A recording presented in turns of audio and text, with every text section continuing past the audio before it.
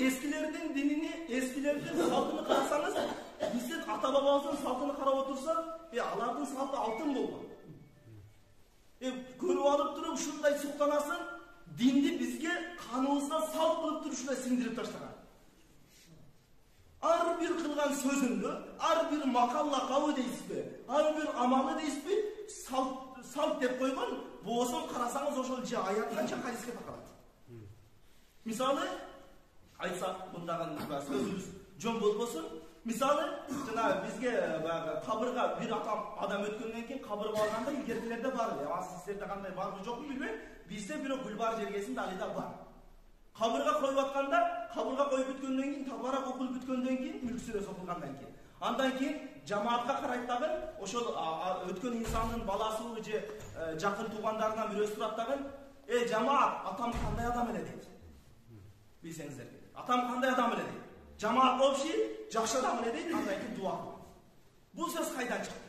Эмнеден келип чыкты? Зеригүл өмүрү айтып атабы, эмнеден келип чыкты? Бул сөздүн дагы түп тамыры Пайгамбар алейхисаламдын bir окуясы, bir hadisinden келип чыкты. Ал hadis кандай? Bir günü Пайгамбар алейхисалам bir janazаны алып барды. Janazаны алып баргандан кийин, janazанын аркасынан бүт сахабалар жаман сөздү айтып баштады. Бул шундай жаман адам эле, шундай бир элдин акысын жейт эле, ибадаты да жок эле, баландай эле, түкүндөй эле деп, жанагы өлгөн инсандын аркасынан жаман сөздөр сүйлөй башташты. Пайгамбар алейхисалам факат ваджабат деп, важип болду деп. Андан кийин дагы biraz vakitten kийин dagы bir janazаны алып кетишти. Сахабалар dagы жанагы жаназанын экинчи жаназанын аркасынан жакшы сөздөр сүйлөй баштады. Бул ушундай ибадат кой, ушундай bir аманат кой, ушундай bir динге бекем инсан эле деп жакшы мактай башташты. Пайгамбар алейхисалам дагы айтты, факат ваджабат, важип болду деп. Андан biraz вакыт өткөндөн кийин сахабалардан бир нечеси келип түшүнбөстөн Пайгамбар алейхисалам жанына келишти дагы, "Я Аллахтын элчиси, биз сизден эки окуяны көрдүк. Биринчи жаназанын аркасынан insanlar жаман сөз сүйлөдү эле, важип болду деп айттыңыз. Экинчи жаназанын аркасынан insanlar мактады эле, ага да важип болду деп айттыңыз. Важип болду, эмне важип болду? Мунун маанисин түшүндүрүп бериңдер. Ошол мезгилде айтты Пайгамбар алейхисалам, жанагы силер биринчи жаназанын аркасынан жаман сүйлөдүңөр эле, силердин күбөлүгүңөрдүн себебинен периште амин деди, ага тозок важип болду. Экинчи жаназаны алып кетип аткан мезгилде силер анын аркасынан мактадыңар эле, силердин анын жакшы адам экенине күбө бергениңердин себебинен периште амин деди, ага бейиш важип болду. Өткөндөрдүн аркасынан жакшы сүйлөгөн, өткөндөрдүн аркасынан именно ошол кабырга алып барып койгон учурда ал жакшы адам эле дегендин чоң мааниси ушул жакта. Карасаңыздар, илгерки аксакалдарыбыздын карманган, илгерки аталарыбыздын карманган туткан жолунун канчалык сиздин биздин акыретибиз кабырыбызга канчалык пайдалуу экендиги. Мисалга айтсак, дагы ошол илгеркилердин окуяларын айтып берели, биздин динибизге шариаттык дал келген жерлерин айтып берели. Дал келген ар бирине дал келет. Бирок силерге баягы жетилип турак болсун, мисалы менен кош айтып берсе жетилип турак болот. Мисалга айтсак, илгеркилерде бар эле эмне деп коет? Тахлил таш деп коет эле, билесиздер. Бизде Али дагы Гүлбарда бул нерсени жоготкон жокпуз бар. Башка жерлерде кандай экен? Тахлил таш деп коет. Эмне кылат?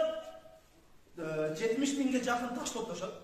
Таш топтоп туруп, аксакал bir дараты бар, ибадатка бекем, зикирге бекем аксакалдар топтоп келет дагы, алып келип туруп, чай бергенден кийин эмне кылат? Алардын баардыгына таш ошол жерге төгүп берет, тастайт. Аны өткөзүшөт. Эмне кылып? Ар бирине ла илаха илlalloh деп тасбит айтып тартып ар бирине өткөзүшөт. Бул нерсе каяктан келип чыкты? Эмнеден келип чыкты?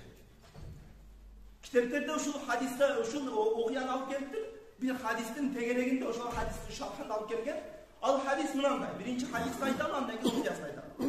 Ал хадисте келет, кайсы бир өткөн инсандын аркасынан 70 миң ла илаха илlalloh калимасы тахлил 70 миң жолу айтылып туруп, ошонун сообу өлгөн инсанга багышталса, ал сөзсүз бейишке кирет деген рivayet бар экен. Ага сөзсүз, ал мисалы жашоодо кандай бир баягындай бузук адам болсо ham тозоктон кутулат, бейишке кирет деген рivayet бар. Эми бул ошол хадистин мазмунунда, маанисинде, шархында ушундай келтириптир.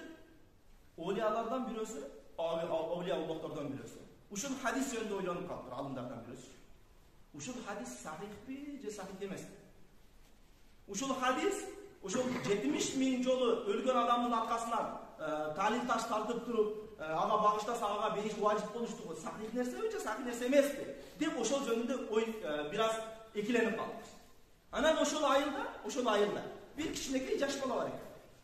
Ал жаш бала өлгөн инсандарды бирөө өлө турган болсо, бул тозогу деп койот экен.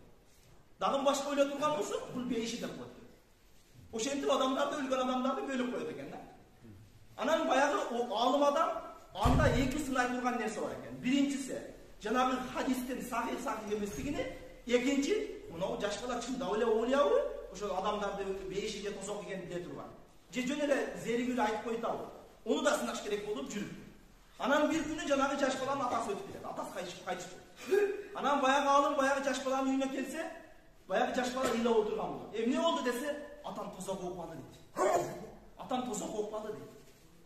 Анан баягы хадис эсине келет. 70.000 жолу кайсы бир инсан өлгөндөн кийин анын аркасынан 70.000 жолу талил таш тартылып, 70.000 жолу тахлил айтыла турган болсо, ага тозок важип болсо ham бейишке кирет деген риваят эстеп калат дагы. Ол хадискана сынап көрөйүнчү деп туруп, ошол жерде өзүнүн тартып жүргөн 70.000 ла илаха иллаллах келмесин баягы атасына билдирбестен баягы жаш балага көргөзбөстөн соолу багыштап коет. Анан бир маалда баягы жаш бала сүйүнөт дагы күлүп калат. Эмне болду десе, атам азыр бейиш болду дейт. Караңыздар, талил таштын маанилүүлүгү, анын акыретибизге пайдалуулугу ушунчалык деңгээлде. Аны тозок важип болгон инсандарды бейишке жетелей турган амалдардан бул эсептелет.